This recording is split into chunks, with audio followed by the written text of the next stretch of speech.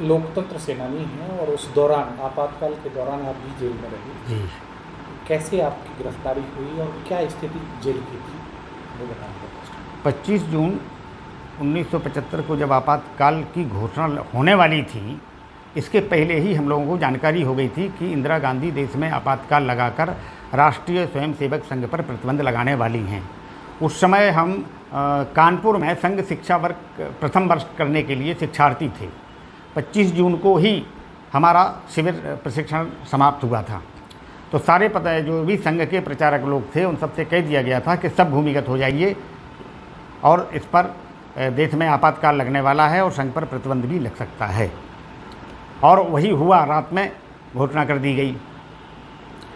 लेकिन सारे लोग अपने पहले से सतर्क हो गए थे, तो जो लोग भूमिगत हो गए वो बच गए, अन्य बाकी लोगों को पुलिस ने घरों से में घुस करके गिरफ्तार कर लिया। उस समय जब पुलिस कहीं जाती थी किसी को गिरफ्तार करने के लिए तो मोहल्ले में बड़ा सन्नाटा छा जाता था, लोग दरवाजे बंद कर लेते थे।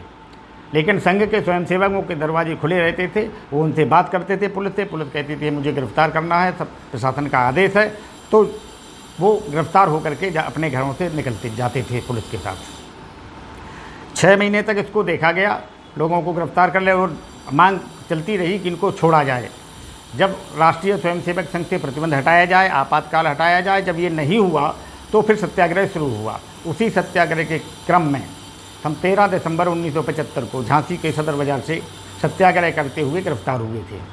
हमारे साथ हम तो इंटरमीडिएट के छात्र थे और हमारे साथ 2 हाई स्कूल के भी छात्र थे, राजेंद्र कुशवाहा और सुरेश गुप्ता, और एक बीए के छात्र थे बिलास सावरीकर। 4 लोगों ने हम लोगों ने झांसी के सदर बाज़ार से गिरफ्तारी दी थी। उसके बाद जेल गए, जेल में ही सारा माहौल रहा। हम लोग चूँकि विद्यार्थी थे इसलिए पढ़ाई की व्यवस्था हम लोगों ने जेल में ही अपनी की। वहाँ कुछ शिक्षक भी हमारे गिरफ्तार होकर आए थे, उन्होंने हम लोगों को पढ़ाया भी। और हम लोगों ने प्रशासन से मांग की कि हमको परीक्षा देना है, हमको परीक्षा केंद्रों पर भेजा जाए।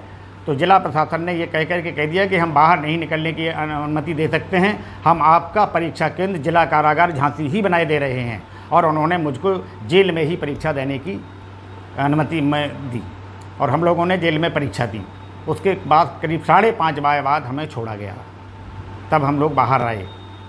लेकिन बाहर निकलने के बाद भी आंदोलन जारी रहा, संघर्ष जारी रहा।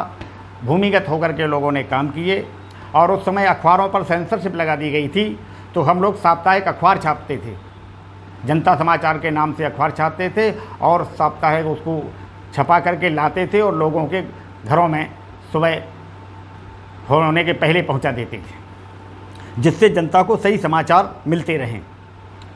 इस प्रकार का संघर्ष पूरा हुआ और 21 माह बाद उसका परिणाम ये रहा कि इंदिरा गांधी को आपातकाल हटाना पड़ा और चुनाव की घोषणा करनी पड़ी।